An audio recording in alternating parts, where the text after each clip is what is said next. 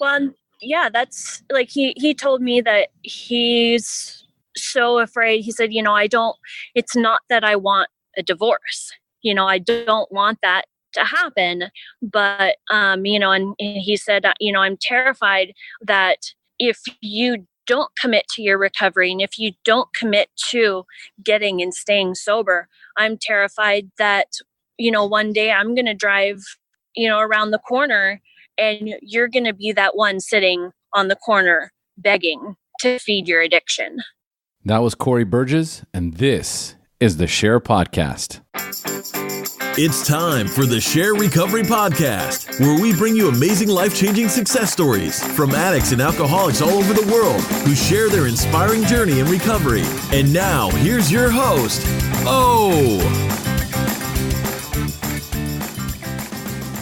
Hey everybody, and welcome to another episode of the SHAIR Podcast. And today we have Corey Burgess joining us on the show, and Corey has just an amazing and beautiful story. She's such a sweetheart.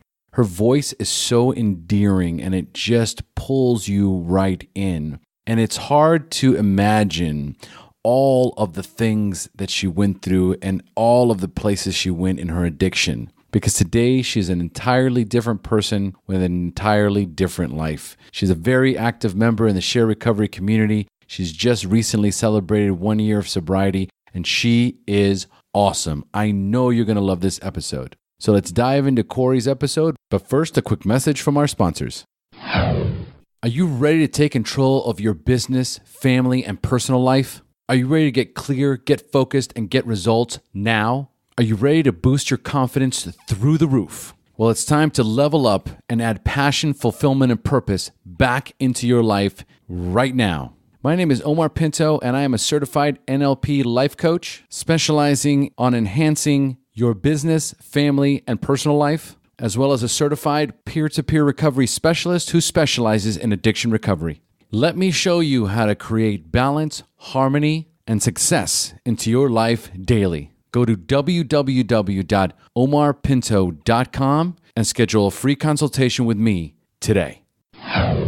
Today's episode of the SHAIR Podcast is brought to you by the SHAIR Recovery Community. The SHAIR Recovery Community is our new online recovery resource that offers online recovery meetings as well as peer-to-peer recovery support and coaching that will enhance your journey in recovery. If you find it difficult to make regular meeting attendance in your area, or are unable to find the recovery meetings that fit your needs, then the SHAIR Recovery Community is the perfect place for you. And the best part is you can try out the SHAIR Recovery Community for the introductory rate of only $1 in the first month, and after that, it's only $12 a month. That once again include live online meetings, peer-to-peer support, and recovery coaching. So for more information about this amazing recovery resource, go to www.theshairpodcast.com, go to the top of the navigation bar, and click on the button that says SHAIR Recovery Community. And join the SHAIR Recovery Community for only $1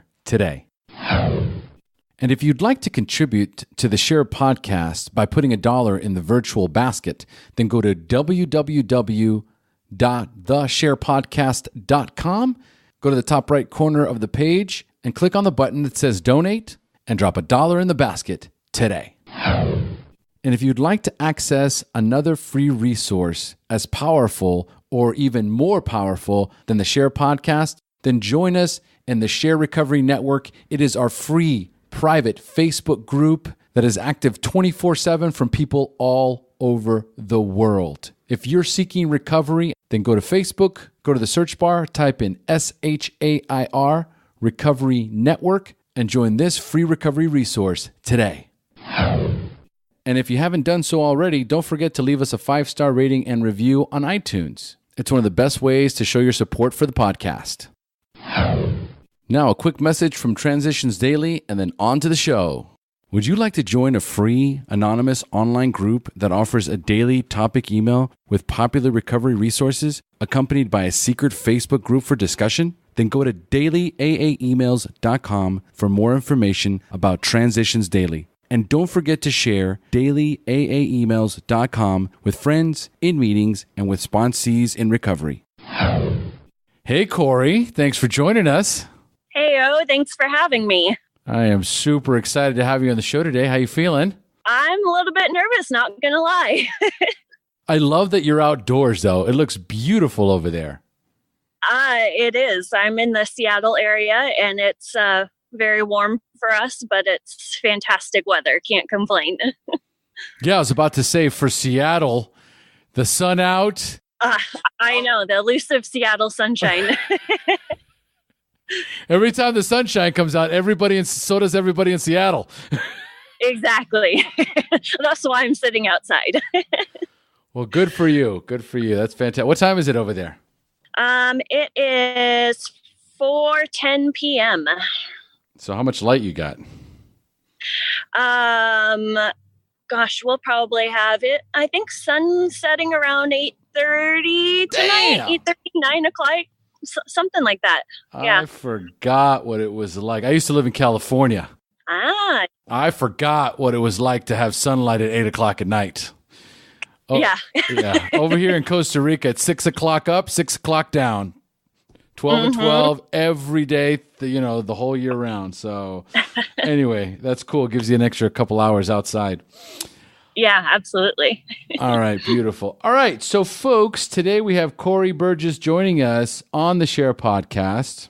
And Corey sent me an email a little while back. Actually, she Facebook messaged me because I was having a tough time finding the email that did not exist. So she sent me a Facebook message. Says, I've been an avid listener since getting out of treatment August 2016. As many of our stories go, I had a few relapses, and by the grace of God, I will celebrate 1 year on June 13th. So Corey sent this to me before she had 1 year. I would love at some point to share my story with you and the rest of your listeners. Thank you for your dedication and service to the recovery community. That sound about right, Corey? That sounds about right. All right. Excellent.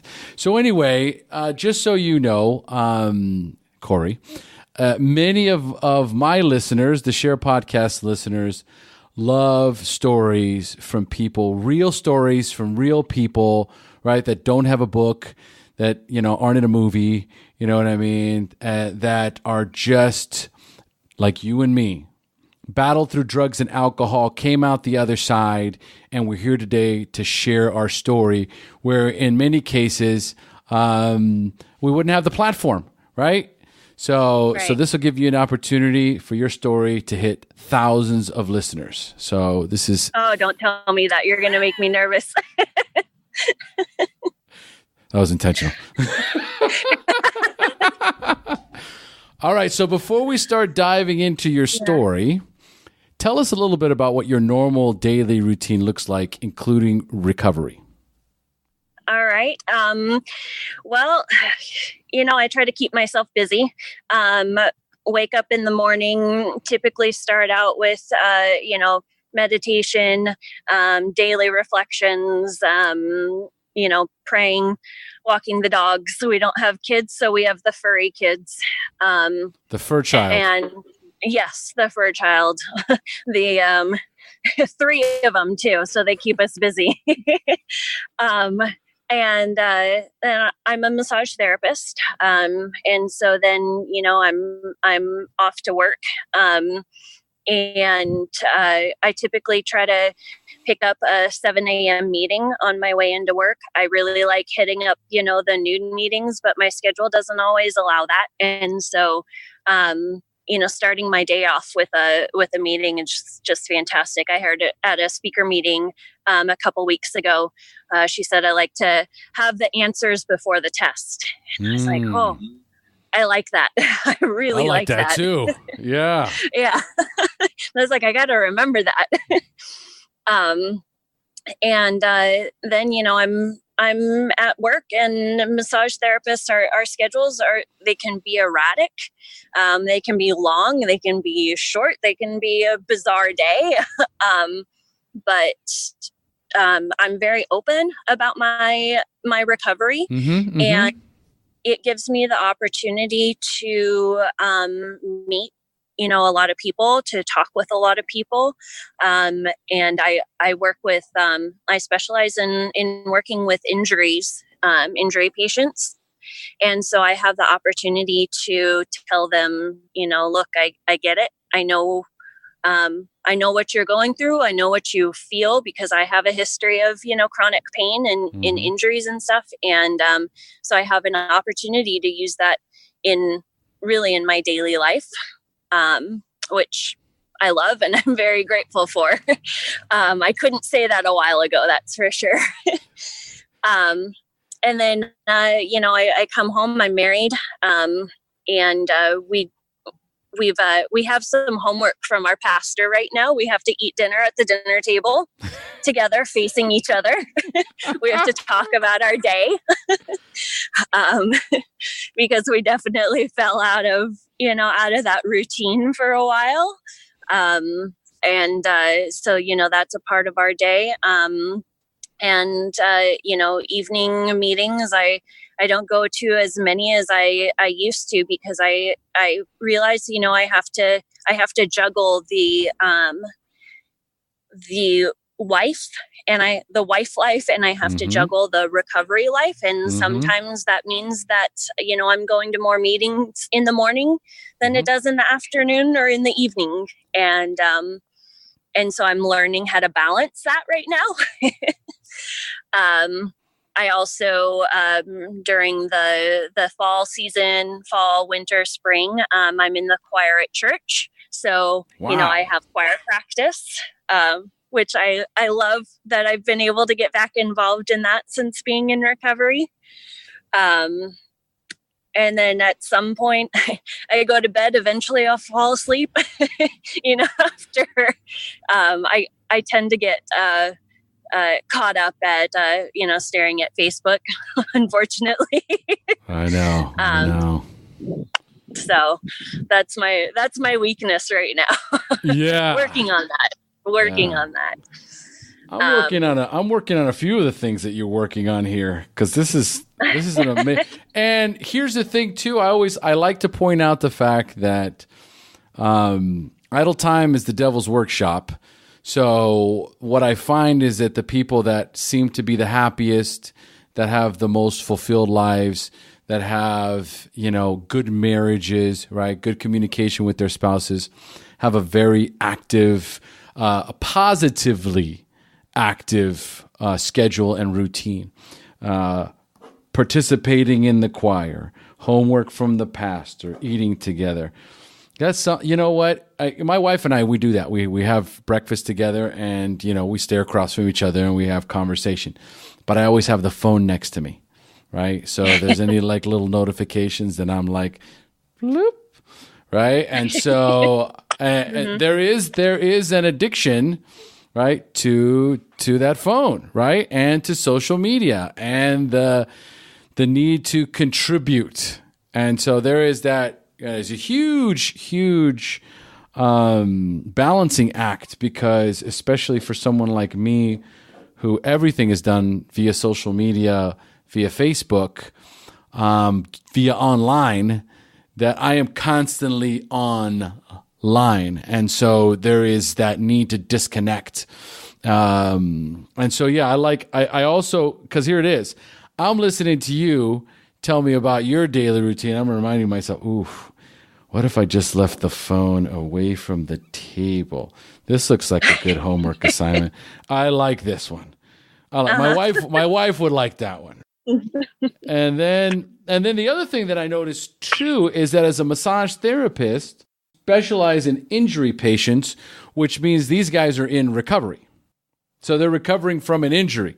So it's very, like you say, it's synonymous in the sense that, while they're talking about what they're going through and who knows what it was that put them there in the first place, what was the determining factor, or what was the behavior that led to the injury, or, what exactly happened to you, and then the trauma that comes after the fact, and then dealing with the pain. Because at some point, depending on the injury, the pain could be so excruciating that at some point it's like, well, I'm going to need some meds.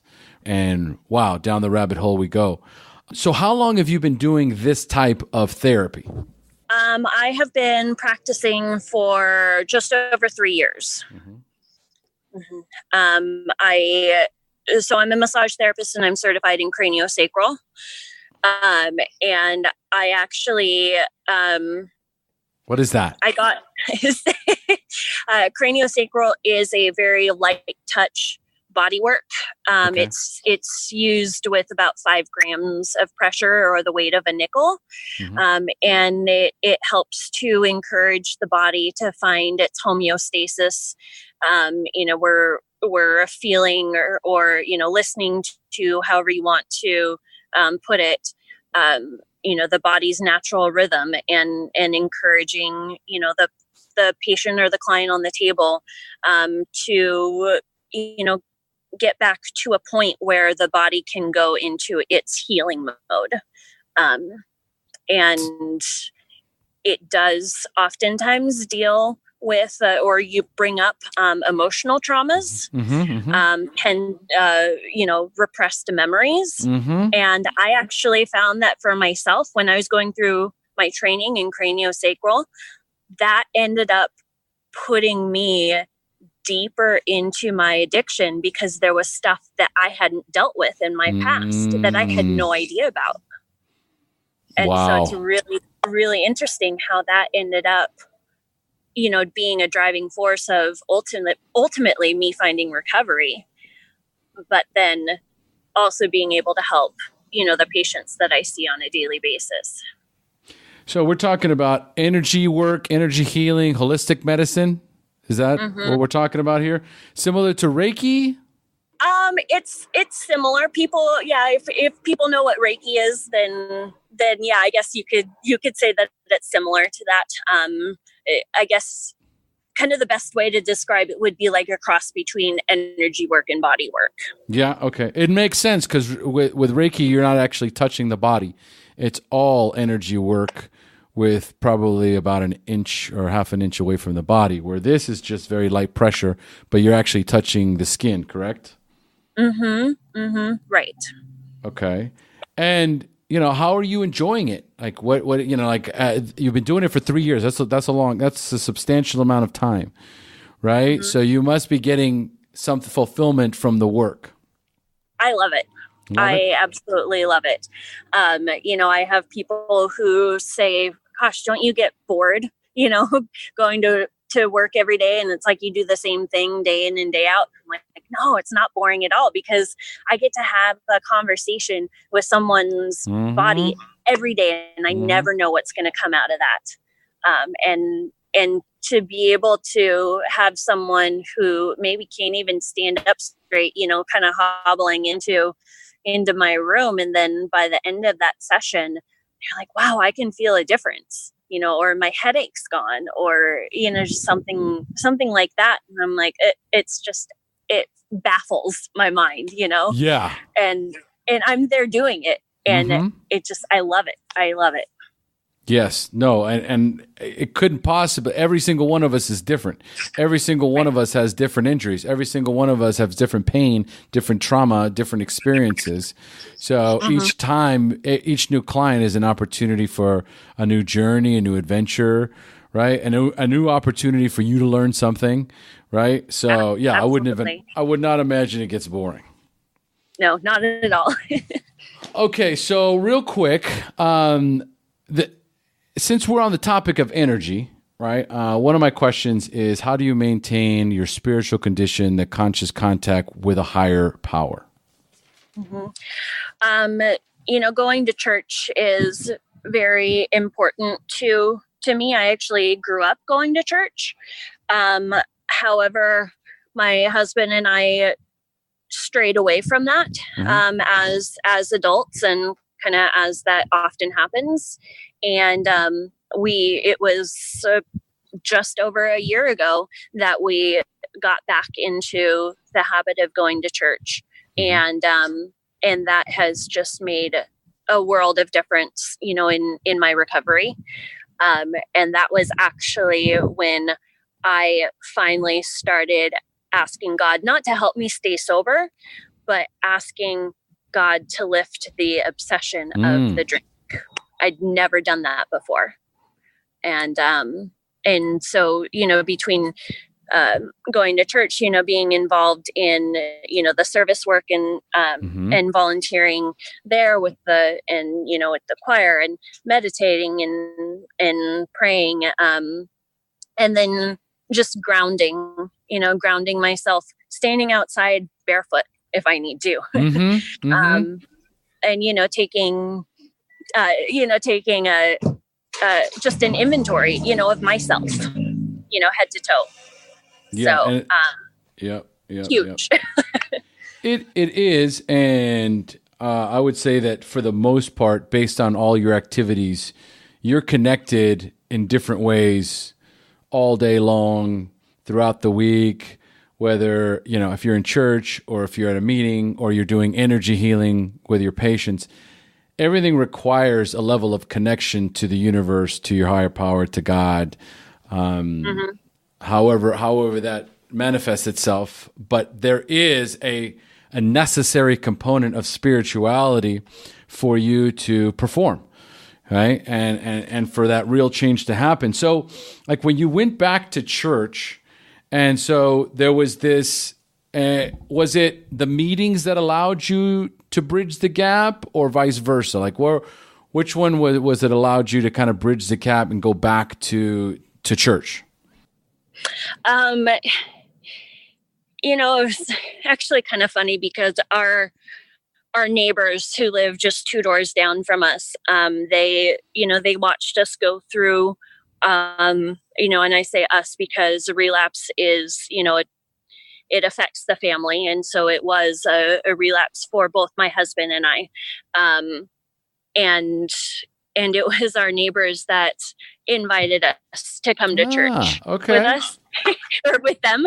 And because my husband and I grew up in church, and we're like, oh no, we turned into those people that, now we're being asked to go to church.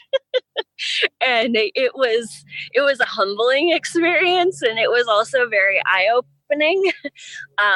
And also it was at that point that I decided to, take a look at, okay, obviously whatever I've been doing in my recovery, there's something missing, there's something that just hasn't been working out. So, what's that missing key? And so for me, it was the spirituality, it was the faith. And I did then also start going to Celebrate Recovery. And so for a time I made a switch in focusing on that. And that really helped as well in just trying to reset my mind and, figure out what was missing from my program. And, my sponsor's always been really good about reminding me that, there's no right or wrong way to do recovery. My recovery program does not look like your recovery program, and that's not right or wrong. That's just because we're different. And, having that reminder has been incredibly encouraging for me over the last 2 plus years. What I love about your sponsor's message is the idea of truly embracing the idea, the concept, the philosophy of being open-minded, because our spiritual principles are honesty, open-mindedness, and willingness, right? And so as a newcomer, those 3 elements are paramount, right? So I have to be honest with myself, I have to be honest with my sponsor, I have to be open-minded to new ideas, and I have to be willing to do the work. But what happens is, in some cases, as we get further along in recovery, right, we may stay honest and willing, but the open-mindedness starts to wane a little bit. And, looking outside of the fellowship sometimes gets frowned upon, right? Where it's like, well, you're always going to be an alcoholic. So, you can do all this other stuff, but don't forget, this is what works. And so what I love is that you're a seeker, you're searching.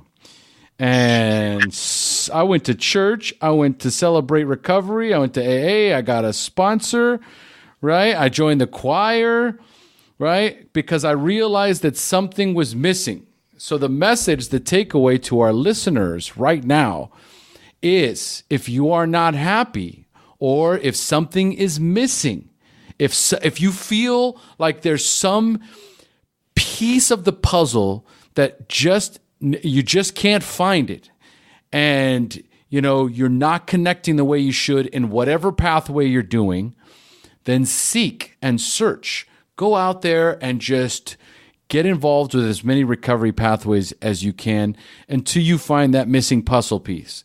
There's when I interviewed Don Nickel from She Recovers, she mentioned a book that I still haven't read. She made me promise to read it, and I haven't. I think it's called Patchworks. The philosophy behind that is to take what you need and leave the rest. So go out and seek. Go and seek out different pathways, different recovery options, right? And then start to piece together the elements that you like from each one of these, right? To create something that's sustainable, something that where you realize, the puzzle pieces are now in place. So that's the key takeaway I want to take away from this, that it's so important that when you get this feeling that something is missing, pay attention to that voice and continue to seek. Don't be like, oh God, well, defeatist. This isn't working. Recovery is not for me, right? And that happens. Self-pity. Mm-hmm. Anyway. Right. All right. So that was my message. Okay. So now moving forward. So then your anniversary date is June 13th, right? Yes. June 13th, 2017? Yes. Okay. Mm-hmm. And celebrated less than a month ago, 1 year. Yeah. Yeah. So today I looked up before this. So today I have 413 days. Actually, you've already done your it would have been the 13th. So July 13th is 1 month after that. So yeah, it's been 1 year, 1 month, and some days, right? How many days? 400 and what? 413 days. Oh, I love it. Okay, so before we dive into your story, tell us briefly what it was like the first time you drank or used drugs, and more importantly, how did they make you feel? I was given my first prescription for opiates, so actually OxyContin, when I was 12. I'm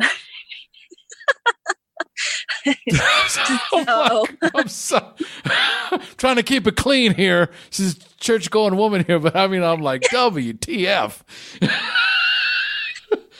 Yeah. So let's see, the first time using, that's a good question. That was a long time ago. So I guess there's about 18, 19 years of just haziness in there. What was that? Wait, they gave you OxyContin at 12? Yeah. For what? I have scoliosis. Yeah, and so I have a fused spine. And so I had spinal fusion not long after that, a couple years after that. But so this was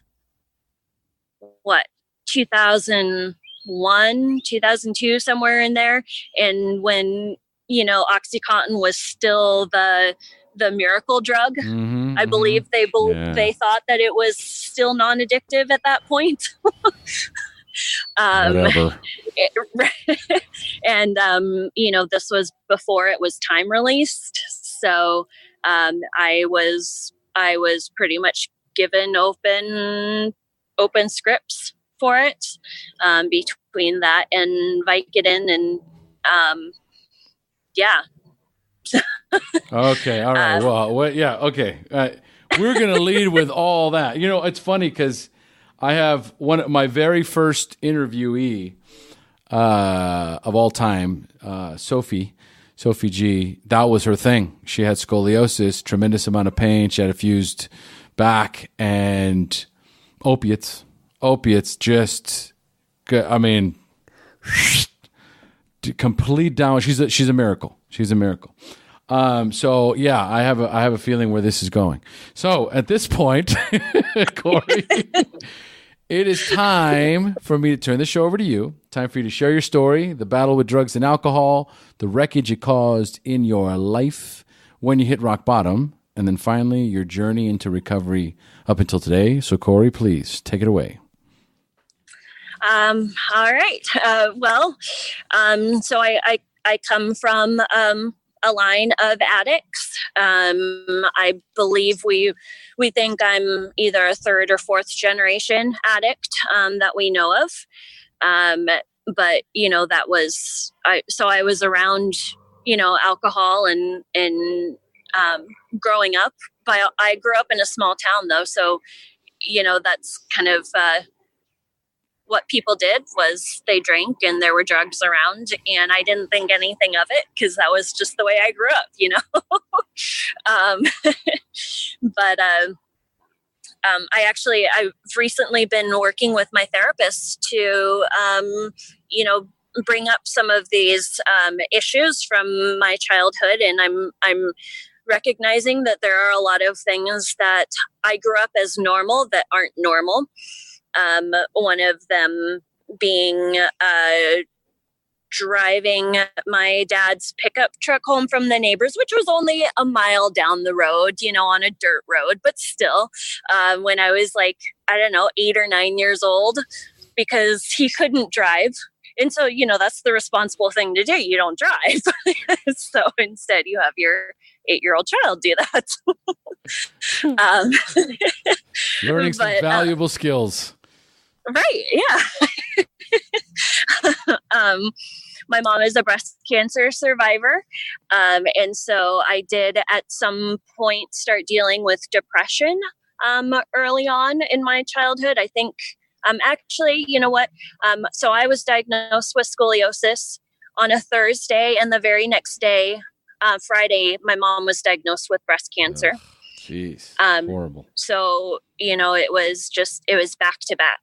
And so this was at the end of 7th grade. Yeah, I think end of 7th grade or beginning of 8th, somewhere around in there. I'm an only child, and watching my mom go through that. And she's, like I said, she's a breast cancer survivor. So she fought and she won that battle. But as a child watching my mom go through that, I can recognize now how traumatic that was, even though I wasn't, the one going through breast cancer. Well, rather, even though I was not the one with breast cancer. I can recognize that, again, it's a family disease. It affects us all. And I think that really that's kind of where my battle started, even though I had not used drugs or drank alcohol at that point. But that's where my, I guess you could say that's where my emotional sobriety started going downhill, even though I didn't know about emotional sobriety. And I became incredibly depressed during that point.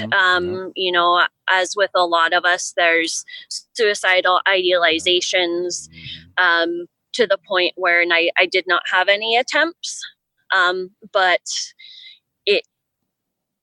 I didn't have an attempt because my mom said the words that I needed to hear at that time. And that was that she was so grateful for me, as a 13-year-old child to be there, while she was getting sick in the bathroom. It makes me tear up just, thinking back to that. Of course. Yeah. But we welcome the tears here. I teared up this morning on my way to work, thinking about this and thinking about all the things that really were going to come up with, just memories and stuff. And it's okay for me to remember that stuff. It's good for me to remember it because that's what keeps me where I am today. Yep. But so, my mom's okay today. And so it was probably within, I don't know, the next 9 months or so that my back pain went significantly downhill, or, really increased. And that's when I was given the prescription to OxyContin. I was I'm very tall. I'm 6 foot. I was very awkward. I'm sitting down, so you can't tell. But I was very self-conscious growing up. And so I learned quickly that, drugs make you feel not so self-conscious because they help to numb. And then I think it was my freshman year of high school when I learned that, people like you more if you have drugs, and you can make money off of this stuff too. and so that's how I started out high school. Sorry, Mom and Dad. It's part of the story. It's part of the story. Yeah, part of the story. And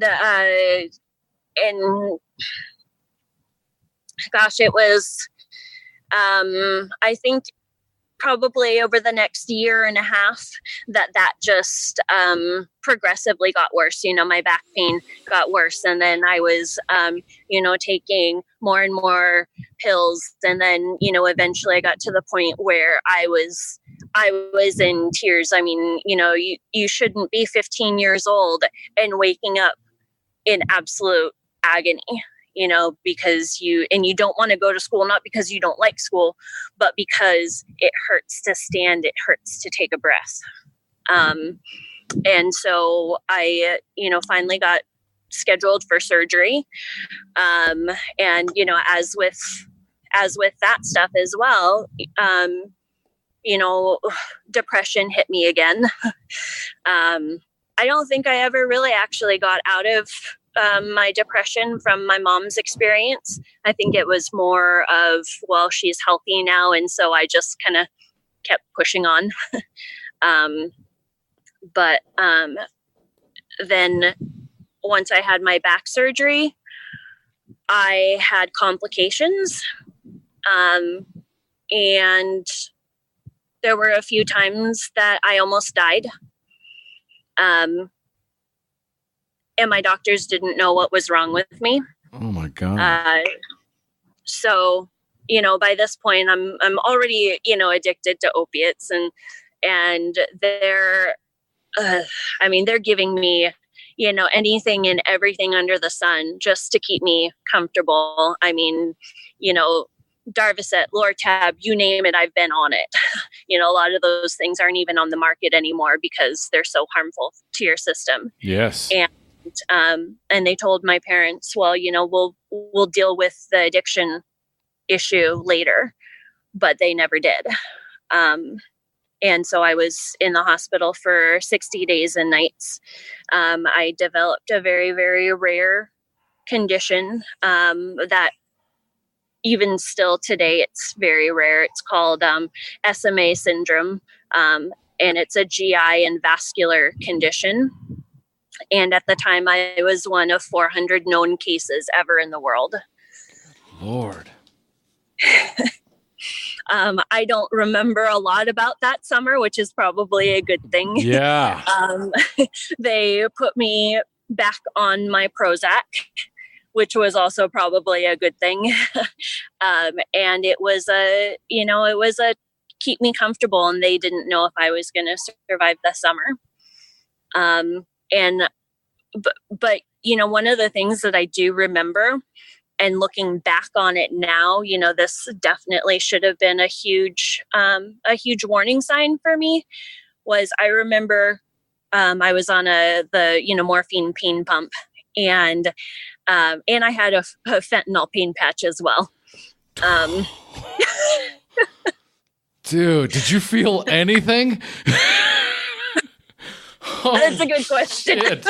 I mean, damn. Let's cover all the bases. Yeah. But I remember like laying in my hospital bed, and I knew that I could push my pain pump every 7 minutes, and I'd watch the clock, and I'd count 7 minutes, and then I'd hit my button. and I don't think it was so much that, I was in pain, because most likely I didn't feel much then, but that was, that was the addict. That was my brain saying, I need this. And I know that every 7 minutes I can push this button, whether I need it or not. Whether I physically, because of pain, I need it or not. And I was there. I was watching that clock. Trust me, I can relate.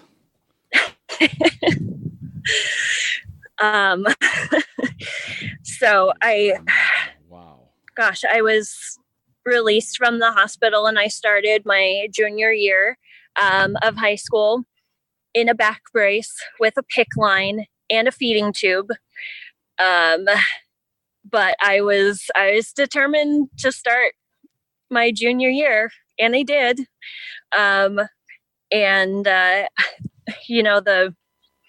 The first thing that someone said to me was, I wouldn't come to school if I were you. And I didn't look very well, but I was just like, man, I'm so happy to be alive. Yeah. And that hurt. And then, so all of that like confidence of, oh my gosh, I'm happy to be alive, that just tore me down. And I think that really sent me back into, I guess, the self-confidence, just being a teenager. Man, I struggled with that, really struggled with that. But eventually, obviously I got well. I grew up in a college town. So at some point or another,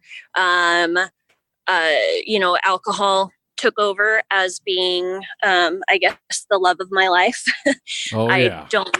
I don't really remember when. I do remember, stealing my parents' alcohol and drinking enough so that I could get the foggy feeling, so that I could like sit on the recliner and just like move my head back and forth, because I liked that feeling, that like sludge feeling. And, most people hate that. And I'm like, oh, well, yep, there. Not if you're an addict,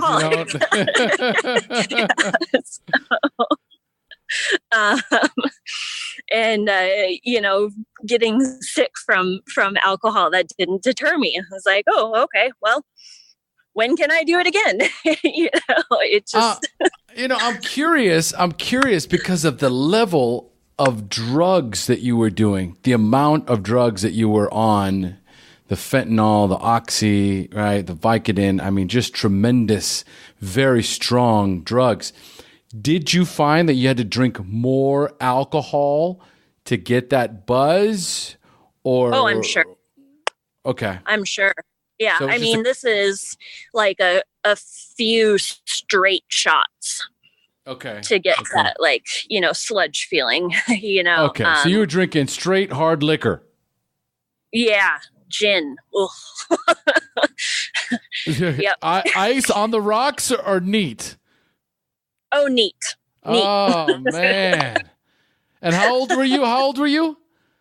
Trying to think if I'd already have my surgery. So I was like 16, 17. 16 years old, drinking gin neat. That's what was there. There you go. Okay. All right. I was just creating the visual and the context. Go. Right. Wow. Yeah, and eventually, those times turned into, the house parties. Like I said, I'm an only child.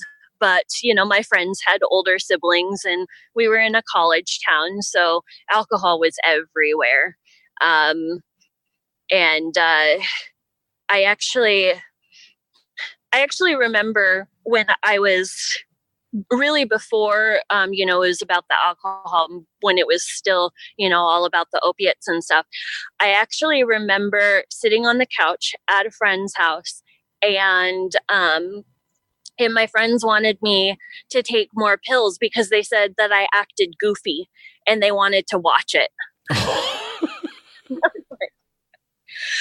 I mean, we didn't know. That sounds about right. Right? That's teenage. That's typical teenage behavior. I'm not going to fault them for that. Mm-hmm. And I'm like, looking back on it, I'm like, we didn't know. No. The education that we were given in school about drugs and alcohol was just say no. Yeah. That was it. And then here's your red ribbon. And if you wear your red ribbon on your t-shirt for 5 days in a row, then you get a pizza party. I mean, that was it.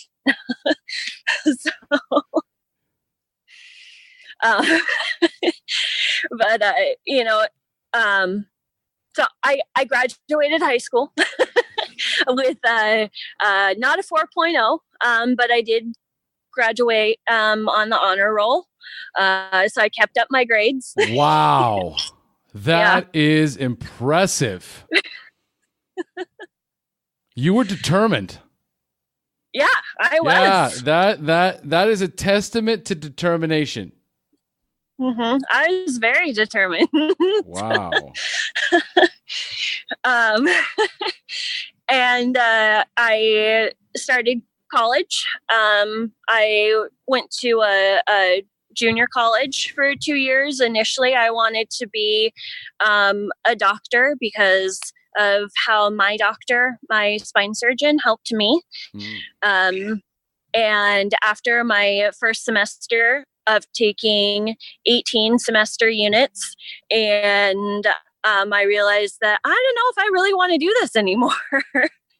And that was actually when I met my husband. Okay. And my priorities changed. And so then I was like, oh, well, I'll go to nursing school. Mm-hmm. And actually, it was during that time, because I was so focused on school, that drinking and drugs definitely, they took a back seat. And I didn't even realize that they did. But, I had this total, mind shift. And then it was more, the occasional, college party sort of thing.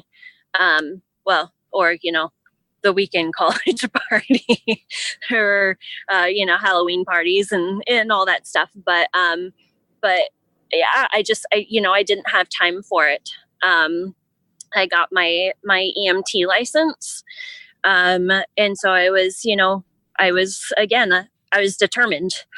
And then I got married and I moved 2 states away. How old were you when you got married? I was 19, 2 weeks before my 20th birthday. Yeah, I gotta throw that in there because I'm trying to keep up with everything that goes on, because it's like lightning fast. Yeah, I know. All right, 19 years old, married. Yes. Yep. Okay. Mm-hmm. And so moved 2 states away to Washington for my husband's job, and then I was left with this. Okay, now what? Now what do I do? I didn't finish college because ultimately I'm not a sit in class person. My mind. I wouldn't imagine. Yeah, and so, but I knew that I've always been in some sort of in a health area. I really liked helping people. And so I eventually, got a job just working like front desk, for a doctor's office. And, but my husband's older than me. So although I was, underage, he was of age. And so then, started drinking in the evenings after work. And then, we noticed that, okay, that, it's getting a little more than the occasional, or the wine glass with dinner. And so we started doing only not on work nights. We're not going to drink on work nights. The negotiation. Yes. Yeah. Uh-huh. And my husband was a lot better than I was at keeping to those, those rules, keeping to those guidelines. I was really good at He's not fudging. An addict. He's not an addict. He is not. Yeah. He is not. And how much older is he than you? He's 3.5 years older than me. Ah, okay. So, all right. Mm-hmm. Not that much older. Okay. But not an addict either. Not an addict. Okay. And we'll get to a comment about that a little bit later. Fair enough. Yeah. And, I had a couple of bad work environments over the next few years. But my husband, like some of his coworkers, they are heavy drinkers. They party hard. And so, on the weekends, there would be some, serious parties going on there with a lot of drugs, a lot of alcohol. We ride motorcycles. There were a few times that I probably would have fallen off the back of my husband's motorcycle were it not for having a backrest. Wow. A little risky for everything that you've gone through with your back to be tooling around the back of a motorcycle. Yeah. And that comes into play again later in my story as well. Okay, yeah. I see disaster ahead. Yes. Yeah, unfortunately. But so kind of as I mentioned, over the next few years, I did find myself in some very unhealthy work environments, and those unhealthy work environments then pushed me to rely more heavily on my drinking. Like I'd wake up in the morning sick to my stomach, and not because because of the DTs or because of my work environment. And I was able to leave those work environments. And then once I left my final unhealthy work situation in January of 2013, I decided that I was going to take a break from work so that I could get myself to a healthier mental state, which meant that I didn't have anything to do during the day while my husband was at work. Oh boy. Idle time. And yeah. And, now I can recognize that is not the thing that I needed to do. And so, I just drank all day long. I had a coworker who also left the work environment that we were in, and she drank a lot as well. And so we would meet up on the on a walking trail with our dogs, and we'd walk around the lake with our water bottles full of vodka and who knows what for a dash of color in there. And actually, I think it was some point in those next couple months that I got kicked out of the first bar, or rather that I got cut off for the first time ever. Oh, wow. And that was at like our local bar where they know me and they know that I'm within walking distance. So I'm like, oh, that's pretty bad. And was it during the day? Yes, it was. Oh, that's the worst. It was. I'm like, isn't that why I tip you? Oh, man. And so, my husband, after probably, I don't know, maybe 4 or 5 months of this, he was like, I think you need to start looking for another job or go back to school. I think you need to decide what you want to do next. So I was like, oh, okay. And so I started, sending out my resume, and it was that month, June of 2013, that I celebrated 10 years since my back surgery. And so I celebrated by getting a tattoo along my the side of my back, my scar.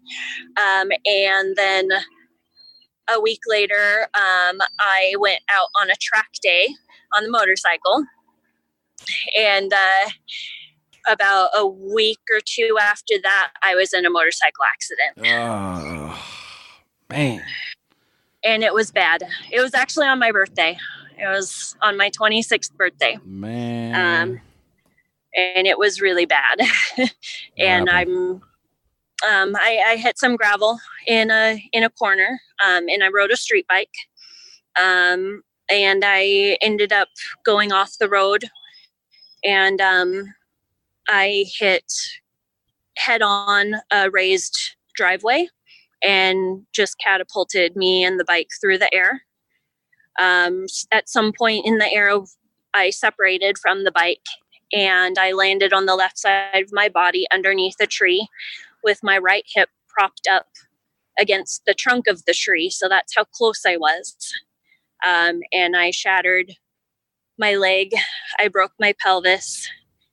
I sprained my wrist, and I displaced 3 of my cervical vertebrae. Wow. And I totaled my bike, the most important thing. Thank God. If I was your father, I would have gone and burned that bike, stole it. Well, unfortunately, my husband had to make the phone call to my parents, who are 2 states away, to let them know that I had just been loaded up in an ambulance and I was on my way to the emergency room. Oh, your poor parents. Yeah. Oh, wow. But because of my medical training, the homeowner, because I wrecked in someone's front yard, she comes out at some point. This was after I had tossed my phone, because I always traveled with my cell phone inside my jacket pocket for some reason. And now I know why. It was because I was, God was preparing me for this. And so I actually was able to get to my cell phone and call 911 after I called my husband, who was ahead of me, but he did not see me wreck. And I got so fed up with 911 because I was in shock. I couldn't remember what road I was on. And so I was so fed up with them that I tossed my cell phone. They were still on the phone. And I just tossed my cell phone into the grass. I'm not talking to them anymore. And the homeowner came out eventually. And so she was on the phone with 911 as well. And she offered me some water. And by this point, my husband had found me. And I said, well, I know that I'm going to have surgery. And the anesthesiologist would be upset with me if I drank water. So I'm just going to rinse my mouth out. So even though I was in shock, all of my training, my medical training, kicked in. And I didn't even drink water. But, eventually, ambulance comes, they haul me off. And I remember telling them in the emergency room that, I had been addicted to, at this point, I had yet to realize that I was an alcoholic, that I was, full blown addict. And so I told them of my medical history and that I had a very high tolerance. And I felt like they brushed me off. But they ended up having a PA, a physician's assistant, follow me around in the ER as I'm going to, get a CT to make sure that, I don't have, that they can get the cervical collar off of me to make sure that they're not going to be paralyzed. And while I'm, getting my x-rays done, and that PAs following me around to keep giving me more pain meds because they couldn't get my pain under control. And I ended up going into emergency surgery that night. And it was another day and a half until my pain was finally under control. Wow. What'd they have you on? Or do you remember? I believe, I don't remember. I honestly don't remember. I want to say it was Darvocet and morphine, and then they sent me home with Percocet. Okay. But I can't remember. Bad shape, lots of drugs, and okay. All right, so then go ahead. Mm-hmm. And so I eventually get home, and I mean, I can't do anything for myself. I can't even sit up. And so my mom flies up to help take care of me. To help take care of me and my husband. Yeah. And my husband and his youngest sister completely moved our household so that my bedroom, or the master bedroom, was now on the main floor of our 3-level condo. Oh, yeah, for sure. You're not going up any stairs. No. I got No. And so now, I'm stuck at home and I can't do anything. It wasn't even so much the leg, it was the pelvis. I do not recommend breaking your pelvis because you can't do anything without moving your pelvis. I don't recommend getting a motorcycle. That too, but especially after I've gone through years of back pain, surgeries. Oh my God. Anyway, don't get me started.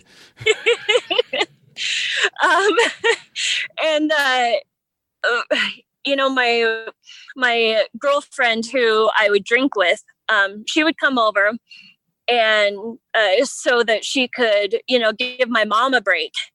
And so she'd come into the house and she'd hand me a handful of pills and a mixed drink, which we all know really wasn't a mixed drink. It was gin. Neat. No, I moved up to vodka by this point. Oh, okay. All right. Okay. The other clear liquor. Yeah, another clear liquid. Less calories, right? Right. Absolutely. And so then that's how I spent the next, 9 months recovering. Wow. Mm-hmm. Insane. Mm-hmm. 9 months of bed rest. Pretty much. Once I finally recovered from my motorcycle accident, I still don't have a problem. In my mind, I still don't have a problem. Right. But I did recognize the danger of prescription pills for pain. And so I decided that I wanted to go to massage school to help people like me who had a history of chronic pain. Mm-hmm. And so I suppose you can say that that's kind of the beginning of the end for me. And I think it was so that would have been, end of summer 2014. And so I start massage school, and then that's, when I was I'd get up in the morning sick to my stomach and I'd be shaking. But, I didn't know that these were the signs of, being in withdrawal. DTs, acute withdrawal. Mm-hmm. Yeah. I had no idea. Mm-hmm. But I did start taking the online tests to see if you're an alcoholic. Yes. And then it says, you should probably get some help. I'm like, what do they know? Yeah. At the end of it, it's like, you pass. You need help. Yeah. Or, you try to you try to change your answers so that it changes its Right. result. And so,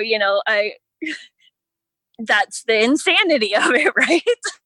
For You know, sure. I know in my head that I have a problem, but I can't accept that yet. It takes another couple of years for me to accept that. But I got through massage school somehow, and I passed boards somehow.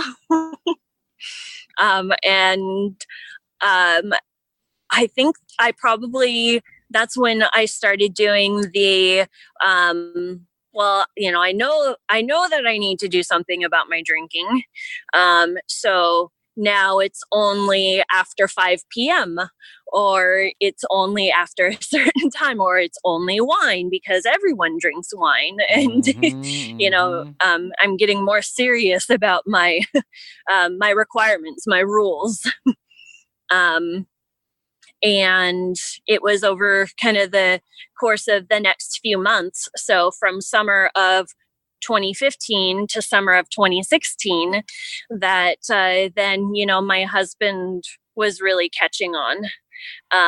And we tried to do like dry January. And, but there's, yeah, but there's always a reason to drink. Oh, well, it's someone's birthday, and Always. you have to, that's a requirement, a birthday drink. Or well, there's vodka soaked gummy bears. Well, that's not really drinking because it's a gummy bear.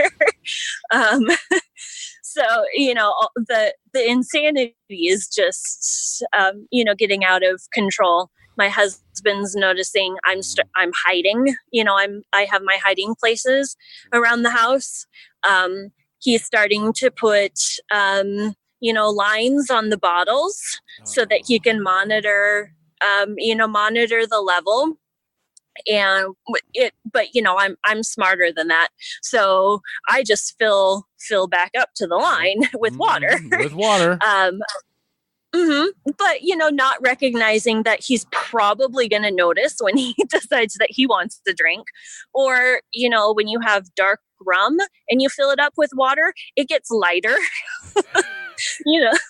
So just, all those things that I would have assumed at some point you would have figured out that, you just need to get some iced tea, right? Right. Yeah. But, in my addict brain, it just, it doesn't click. And so then I started having days of like anxiety attacks.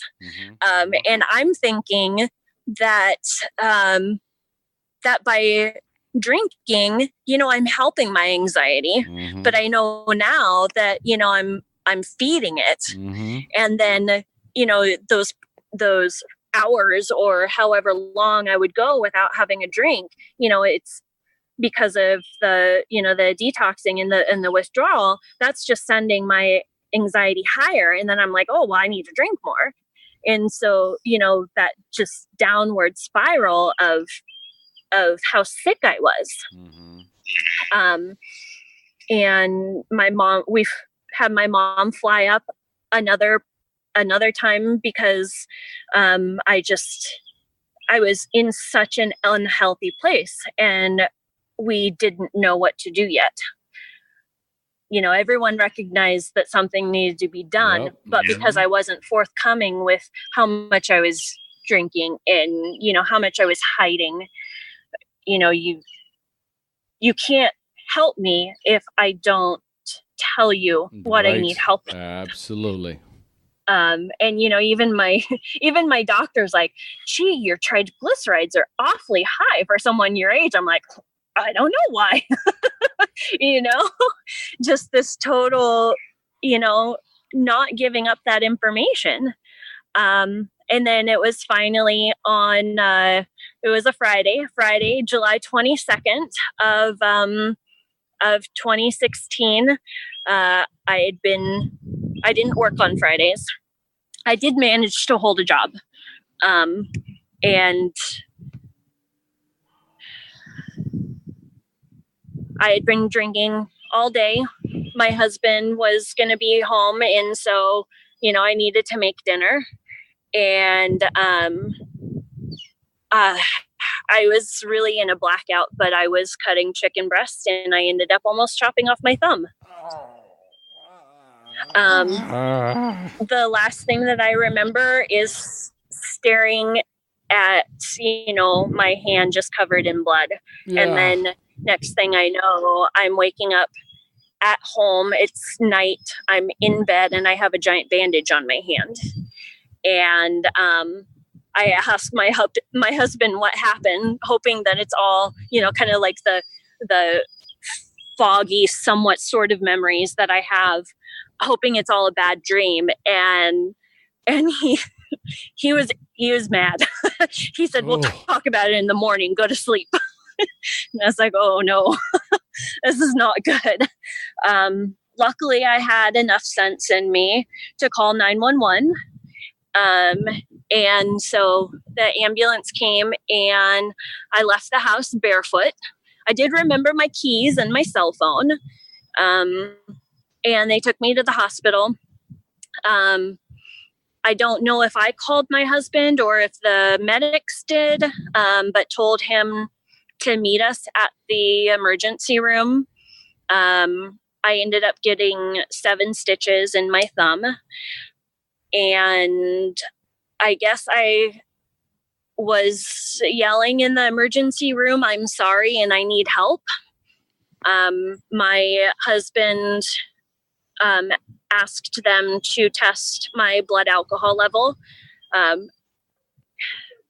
This actually was not the first time I had ended up in the hospital because of my drinking, but we had attributed it previously to, anxiety or depression, whatever it was. But so he pressured the doctors to check my blood alcohol level.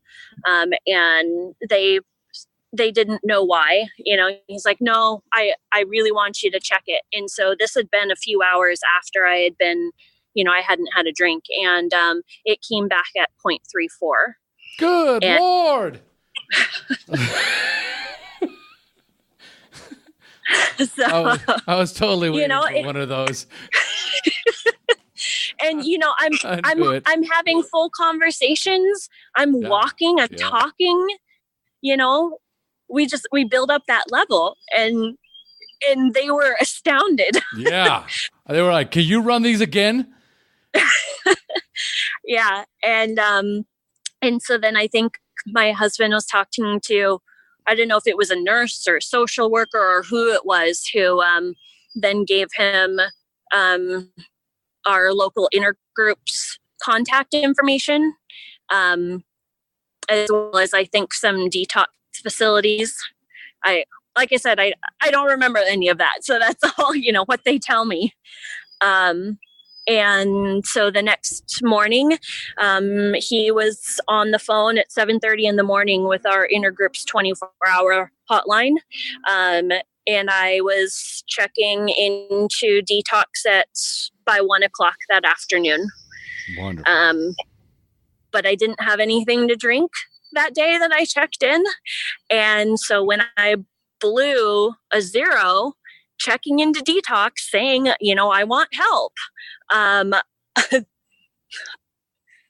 the nurse looked at me and she said, "Really? Because you don't have anything in your system, or, you're blowing a 0. And she looked at me like I was crazy.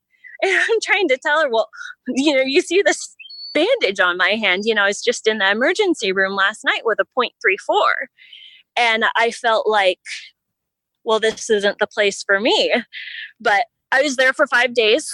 Oh, thank God. Oh. Yeah. Oh, no. Well, my husband had already left, so there wasn't an option for me to not be there. And so I was there for 5 days, and then I was transferred to an inpatient facility, to an all-women's facility in Kirkland, Washington, at Residence 12, and they actually picked me up. And they took me to treatment. I was there for 30 days. my husband visited me every single day that he could while I was in treatment, and he was working, and he was taking care of the pets. And him and his brother went through our house. I told them where all of my hiding spots were. They got rid of everything in the house, including the Benadryl, which I abused. They got rid of everything. And when he told people that I was in treatment, the response that he got from some people was, "Wow, we thought it would be you." And that was really? Yeah. Mm-hmm. Him. Mm-hmm. Was he drinking a lot? He was a social drinker. He drank heavily socially, but he didn't have that addict mind where it was, he had to. Wow. But because of his heavy social drinking, he got that "we thought it would be you," and that hit him hard. That was definitely a blow to his gut, to say the least. Yeah. Wow. Well, which is great, because if he took it in a positive way, you coming out of there, what you needed was sobriety, not just for yourself, but for him as well. Not having any alcohol in the house is paramount. Yeah. I mean, because I've talked to, women in the program. I still go back to meetings at my rehab facility, and, and I'll do the panel where, alumni come in and we share our stories. And, one of the questions that women have is, well, what if, my partner doesn't want to give up drinking? And I feel so incredibly lucky and blessed to have a husband who is so supportive that, I didn't even have to ask him to make the house dry. He did that knowing that that's what I needed to come home to. And he doesn't drink around me. He's actually decided not to drink, period. I mean, he could probably count on one hand, how many times he's had a drink in the last 2 years. And he's like, it just doesn't have the appeal that it once did. And then, of course, me, I'm like, that's not fair. He's definitely not an addict. No. I'm going to stop. Because, I'm just going to stop. Yeah. For you, it's all honey. about me. So, I have to bring it back to it's all about me. Well, I mean, seriously, I get it. I get it. Right. And I can't even imagine what it's like to get a phone call yet again. My wife's in the hospital, and then she's blacked out, doesn't know what happened, and it could have been so much worse. Yeah, absolutely. Absolutely. After I got out of inpatient, then I did IOP, I did continuing care. I was very involved in recovery. However, my fault, which brought me to relapsing, was I was like, oh, I'm doing awesome. I can stop my meds. I totally get that too. Congratulations.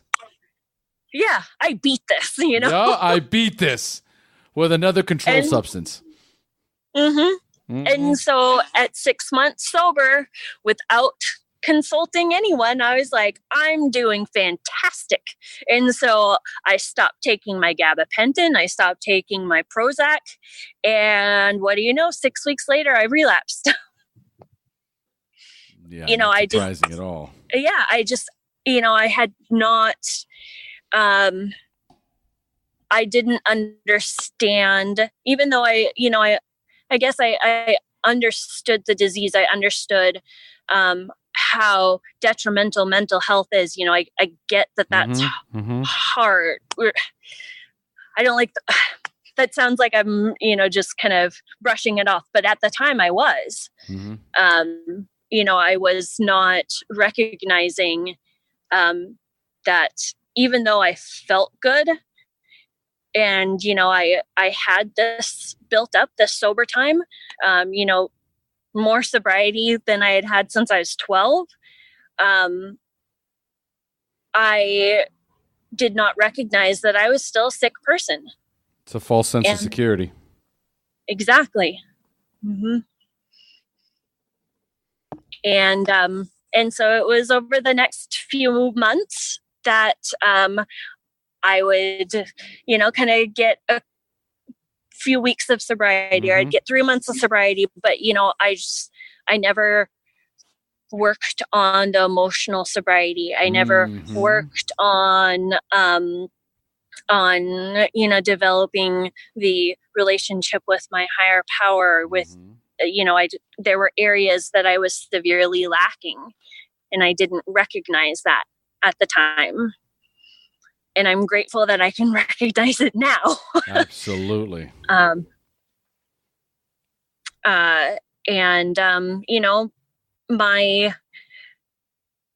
My last relapse, there were divorce papers on the table. Good for him.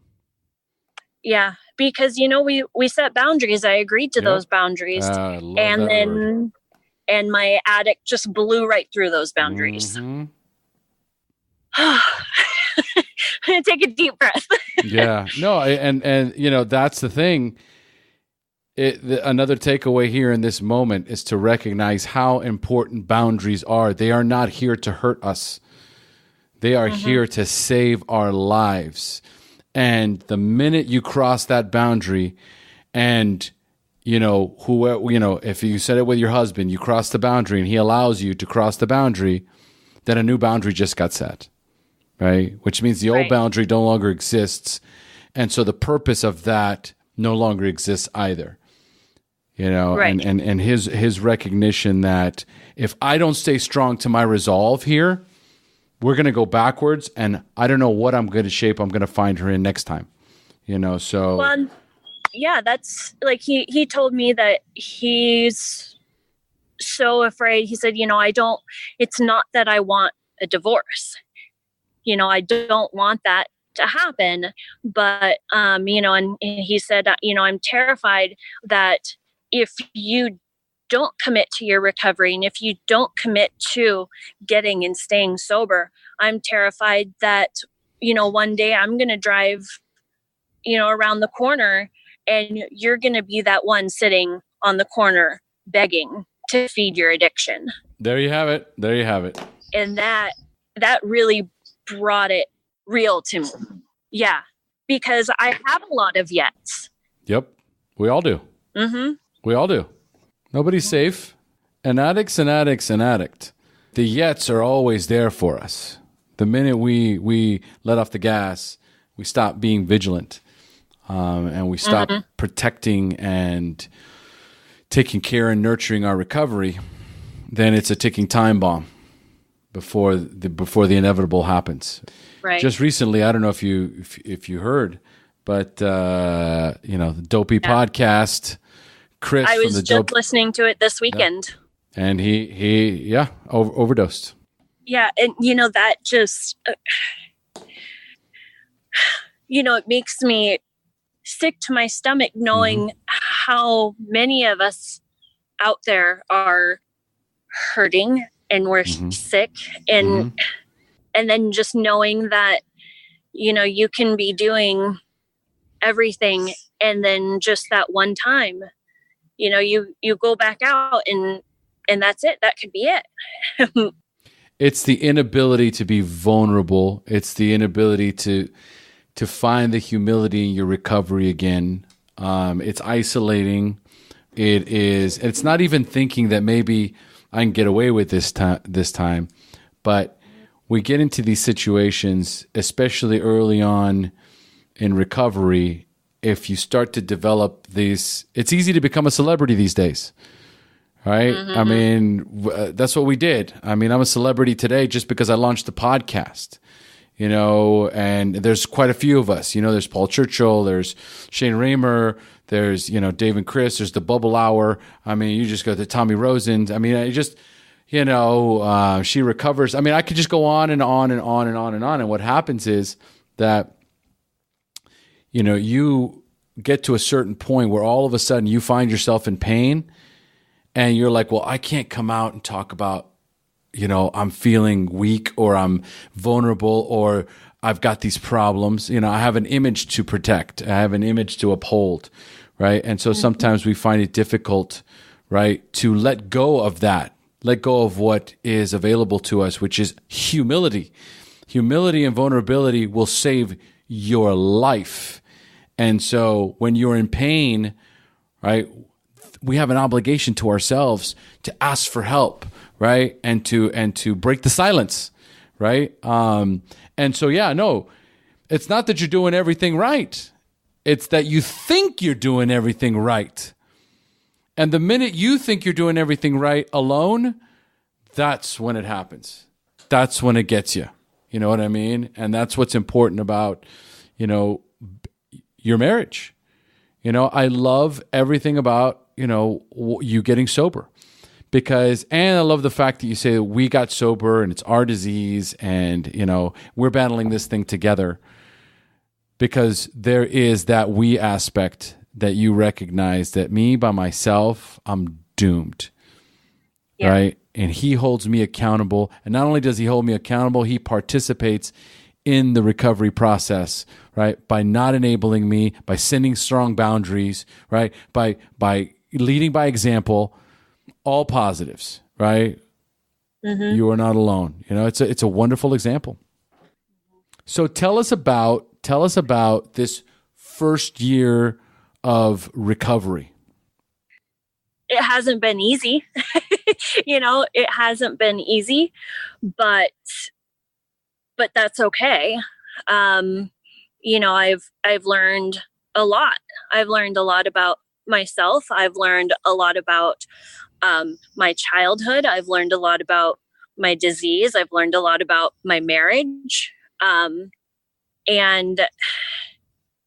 yet, even though it hasn't been easy and it's definitely had, plenty of rough spots, it's fantastic because, I'm alive today and I have, the opportunity to tell someone I get it. I hear you. I know what you're going through. And I don't know. I'm speechless about it, because I never thought I'd be here. Yeah. Never. I get you. Which is why I ask. Yeah. Because sometimes it's like I can't even believe I made it. Yeah, and I've had a lot of really great opportunities, just with with work and with the populations that I've been able to work with my injury patients, and my next project on the board is working on a continuing education class for massage therapists, based on working with addicts, because there's really nothing out there for people in my work, besides doing a Google search and reading articles online, which is fine. That's great to, get educated on it.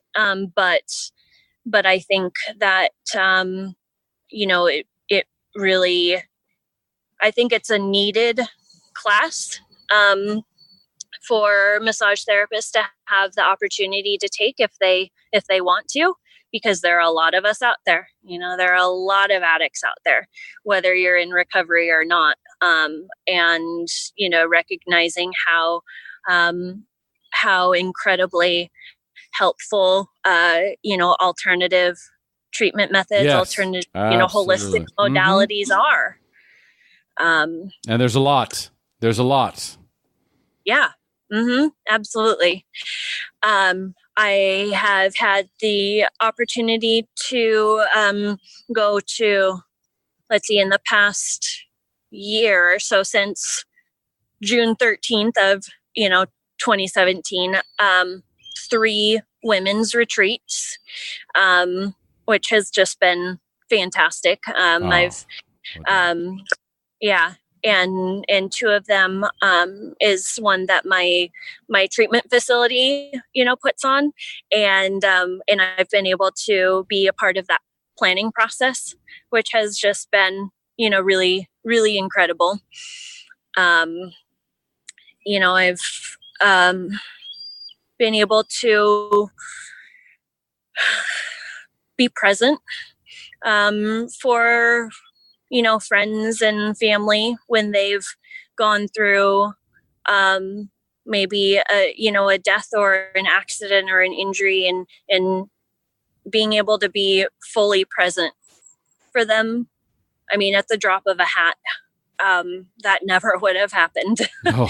A really good friend of mine, she ended up having to have her appendix out, and I was able to get up at, 6 a.m, 7 a.m, whatever time it was, and, pick up another friend of ours and, be with her at the hospital. That never would have happened. So the beautiful thing is that this is something that is still so new to you that it's still like kind of like wearing a new outfit. I'm still a new pair of shoes. I'm still breaking it in, right? I'm still getting used to this. But the takeaways for our listeners is the level of vigilance right now, not just from you, but for your husband, and as a team and as a couple. There's regular meetings attendance that you're going to, right? There's the healing that you do when you worked with your clients, right? There's the church aspect, which connects you spiritually very, very strong and bonds you together with your husband as you guys walk through this journey together. So it's not as if, whoop, it just kind of happened and I made it a year later. Yeah. So many different things had to change in my life for this to be a possibility, for me to be happy, and for me to stay married. Right? I had to be committed to the process, and that's what I see. That's what I see. That's exactly what you've done, and I'm proud of you. Thank you. All right, so we're already an hour and a half in, so it's time to shut her down. And here I was thinking, well, I don't know if I'll have enough to talk about. That never happens. Ever. True. All right. So Corey, for the newcomers, I'm going to ask you 5 questions about your early recovery, right? Okay. And I want you to answer for the newcomers. Are you ready? Yes. Okay, so number 1, initially, what was keeping you from getting clean or staying clean when you first got introduced to recovery? Being boring. Yeah, I didn't think that I'd be able to have fun being sober. Absolutely. Which is definitely far from it. It's ridiculous. It's the notion is ridiculous to say the least. I don't know about you, but waking up in a hospital, not knowing how I got there, blowing a 3.34, doesn't sound like a lot of fun. No, it doesn't. Of course, it's not boring either. No, it's a story, right? Couldn't help it. Sorry. All right. So, Corey, at what point did you have a spiritual awakening, that aha moment in recovery, when you accepted that you were powerless over drugs and alcohol, but for the first time had developed the hope that you could recover? Probably finding out that a friend that I went to school with had 9 years of sobriety. And I'm like, well, if she went to she grew up where I did. She went to the same, school that I did. She was in the college town that I was. If she can do it, I think I can do it. Oh, that's spectacular. I love it, man. I love it. We stop looking at the differences. We start looking at the similarities, and then we go, you know what? If she can do it, I can do it. I'm down. Let's do this. I love it. Okay. So, number 3, do you have a favorite book that you would recommend to our newcomers that you read in early recovery? Probably either Living Sober. I read that while I was in treatment. Mm-hmm. Actually, I wrote this one down because I knew I was going to forget it. Recovering Spirituality, Achieving Emotional Sobriety. Yes. That one was huge for me. And I would say that, as you work the steps, you start to get that emotional maturity, right? You start to develop a foundation, a good emotional sobriety, emotional foundation. You start to heal emotionally from the past. And I think that's a byproduct of working the steps. But diving into it head first to really understand the inner workings of how basically everything in our life is associated to our emotional state. Everything, right? Everything that we do it because it either feels good or feels bad. We either do it or don't do it because of the way it makes us feel. And so getting a stronger, more in-depth understanding of how our emotions play a role in, especially even in early sobriety, you know what I mean, is key. So I love that because that hasn't come up enough, right? The whole idea of healing the emotional wounds. So we got those. All right. So then number 4, what's the best suggestion you have ever received? You just said it was looking for the similarities, because when our addict is so in control, we are looking for the differences. And, that's really been a huge part for me, is remembering that, I can go into a meeting and I can walk out at least with one thing, if in that 60 minutes that I'm in that room, if I hear one thing, it was a good reason for me to go to that meeting, Absolutely. And to stop looking for those differences, because then that's when we get into whether it be, I don't deserve to be sober, I don't deserve sobriety, or, oh, well, that person is so much worse than I am. We're looking at those differences as opposed to what's the one thing that's similar? We're all sick.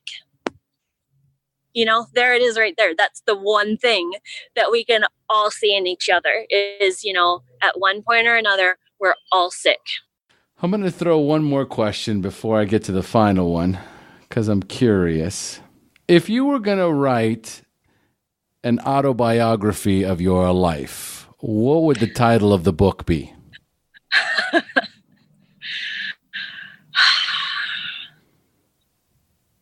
Oh, gosh. I have no idea. That is a good question. I just thought I'd throw it out there because I always title every episode, and so sometimes I get stuck as to, what do I title this episode? So I asked it before, and so I'm curious as to how someone would title the book of their lives or even this interview. The one I liked so far was, what was the name of that thing that would release the drugs? What was it called? Something pump? Oh, the pain pump? Yeah, I was thinking that sounds like a cool name, the pain pump. Pain pump. Yeah. It was an idea. You know what I mean? And there was another, I like the other one too, every 7 minutes. Yeah. It's a strong, that's a powerful, every 7 minutes, right? It's a powerful reminder. All right. So anyway, ideas. So number 5, if you could give our newcomers only one suggestion, what would it be? Don't give up. Don't give up. initially I got out of treatment, adamant that relapse was not going to be a part of my story. And I think because I was so set on that, I had a really hard time when I did relapse and then really getting back into it, because I did want to give up. I was like, I can't do it. Don't give up, just keep fighting. All the silly little AA cliches that, keep coming back, and let us love you until you can love yourself. I think that's probably my favorite right now because that is so true. And I used to roll my eyes. We all did. Yeah. And then I'm like, oh man, I'm that person now. Yep. Don't give up, because no matter what, we're all worth being sober. Don't give up 5 minutes before the miracle happens. Yes, absolutely. That's one of my favorites. It's one of my favorites. Corey, wow. Thank you so much for sharing your story with us today. Wow. Well, thank you. Whew, roller coaster ride. Yeah. You are a miracle, my dear. You are a miracle. Oh, we all are. Thank you. Yes, we certainly are. We certainly are. All right. So, folks, we have now reached the end of our show. Thanks for joining us. And as we say here in Costa Rica, pura vida. Pura vida. Thank you for joining us on the SHAIR Recovery Podcast. To check out the show notes page on this interview, or to thank our guests for sharing their story, go to www.theshairpodcast.com. While you're on the website, don't forget to sign up for our free newsletter to stay up to date on the latest news, podcasts, and interviews. Want to be one of our guests and share your story? Then go to our website and click on the Share Your Story button. We share our inspiring recovery stories every Tuesday, so subscribe to our show on iTunes or Stitcher Radio to get your free weekly download. We'll see you then.